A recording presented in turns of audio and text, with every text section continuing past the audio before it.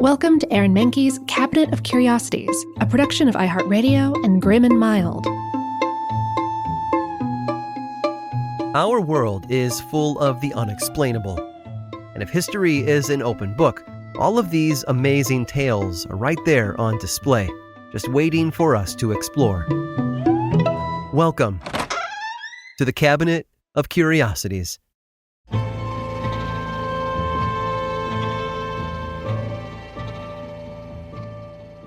Crime does not pay. It's a saying that almost everyone knows. We teach it to our children to remind them not to take shortcuts because, in the end, your actions have consequences and your choices will catch up with you. Stealing something is still stealing something. Of course, this sort of moralizing has not prevented crime from happening. Thievery is a profession as old as the very concept of ownership. And since we no longer hang thieves for taking things, and most petty theft happens too fast to notify police, merchants have found themselves in need of alternate ways to deter criminals.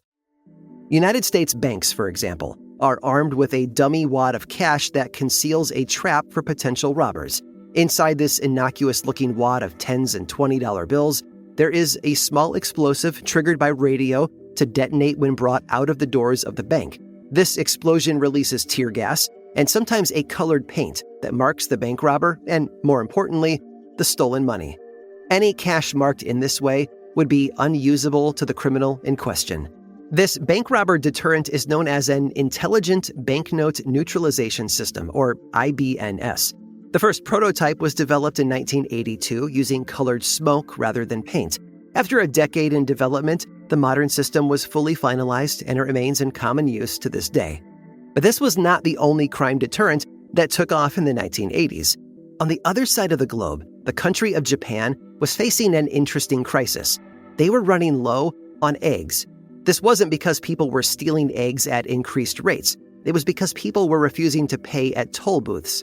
Yes, you heard that right. You see, at this time, Japan was facing a small epidemic of people who wouldn't pay tolls on public highways. They would just drive past the attendants and keep going down the highway to avoid any payment.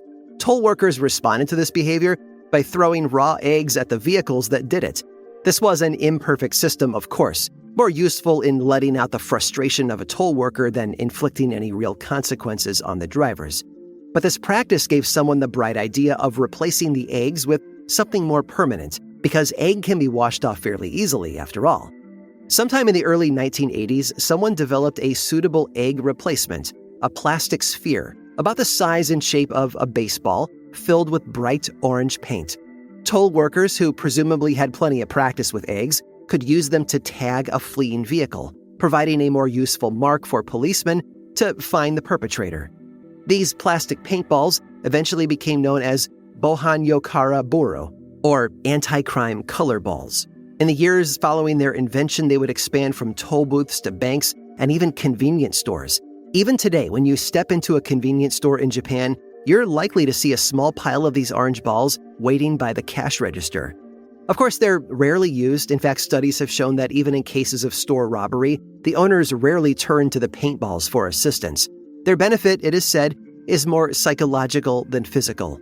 If someone enters a store and sees these innocuous plastic oranges, they will think twice about shoplifting.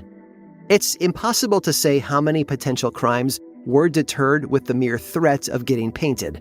But one thing is for sure, anti-crime color balls make a much stronger statement than raw egg.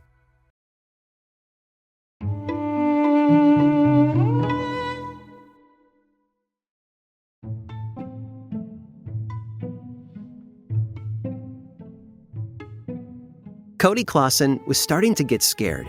It was the summer of 2001, and the 13-year-old Boy Scout had been hiking for hours. He began the day excited to be venturing into Yellowstone National Park, one of the most beautiful natural areas in the country. As part of his scout training, he had spent hours navigating with a map, hiking through brush, and orienting himself with the stars. He even had the badges to prove it, so he felt comfortable as he set out for a short walk down the trails that morning. He'd wandered for a bit, hoping to see some wildlife, and then he would be home in time for lunch. But he must have taken a wrong turn somewhere. For some reason, the trails didn't seem to match the trail that he thought he was following. Nothing looked familiar, no matter how many times he doubled back. A few hours past his scheduled return, Cody was shivering as he struggled through the brush. He figured if he picked a direction and headed towards where he thought the trailhead was, he would stumble upon a marker or another hiker soon enough. But as the hours racked up and no savior materialized, he began to really worry. Cody was woefully unprepared for his long hike. He was wearing sandals, shorts, and a thin t-shirt, which was doing nothing to cut the cold as the sun dipped below the horizon. Any snacks or water that he'd brought with him were long gone by then. He needed to find his way back soon, or he would really be in trouble. A rumble sounded from overhead, and Cody looked up to see his problems had just gotten worse. It was starting to rain. As he continued walking, soaked to the skin, the rain turned colder in the night air, freezing into sleet that stuck to his skin. Cody looked for cover and managed to find a cave nearby. He spent a long night shivering in the cold, wondering how on earth he would find his way home. When Cody woke up, it was to the sound of helicopter blades beating the air above the forest. Still cold and groggy, he struggled to his feet with just one thought on his mind: rescue. But when he emerged from the cave, he saw that there was a problem. The trees were so thick, the helicopter flying back and forth overhead couldn't see him through the canopy. He had to think fast before it moved on to the next area. That's when he remembered his belt and its shiny metal buckle. Cody whipped the belt off and used it to catch the sunshine. He reflected a beam of light back at the helicopter, hoping the pilot would see him. And miraculously, it worked. The pilot set the chopper down in a clearing close to the caves.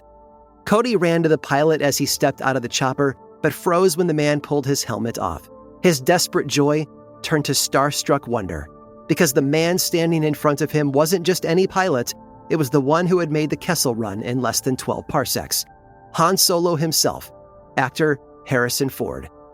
Harrison had been flying since the 1960s and often volunteered with the Teton County Search and Rescue Team. He'd been flying nearby when the call came over the radio asking pilots to look for lost Cody Clausen. He'd heeded the call and quickly found the missing scout. Surprisingly, this wasn't even Harrison's first rescue mission in the area. Just a year before, he had rescued another lost hiker, Sarah George, who thanked him by promptly vomiting inside his helicopter. Harrison flew the starstruck Cody to a nearby search and rescue place. After 18 hours in the wilderness, he thankfully wasn't worse for wear. Before flying off, Cody reported that the actor knelt down to tell him one last thing, that after all he had been through, he certainly deserved a merit badge. Now, I'm no scoutmaster. In fact, I might just be a half-witted, scruffy-looking nerf herder. But if Han Solo says you've earned a badge, he probably has a point. I hope you've enjoyed today's guided tour of the Cabinet of Curiosities. Subscribe for free on Apple Podcasts or learn more about the show by visiting curiositiespodcast.com. This show was created by me, Aaron Mahnke, in partnership with How Stuff Works. I make another award-winning show called Lore, which is a podcast, book series, and television show. And you can learn all about it over at theworldoflore.com. And until next time, stay curious.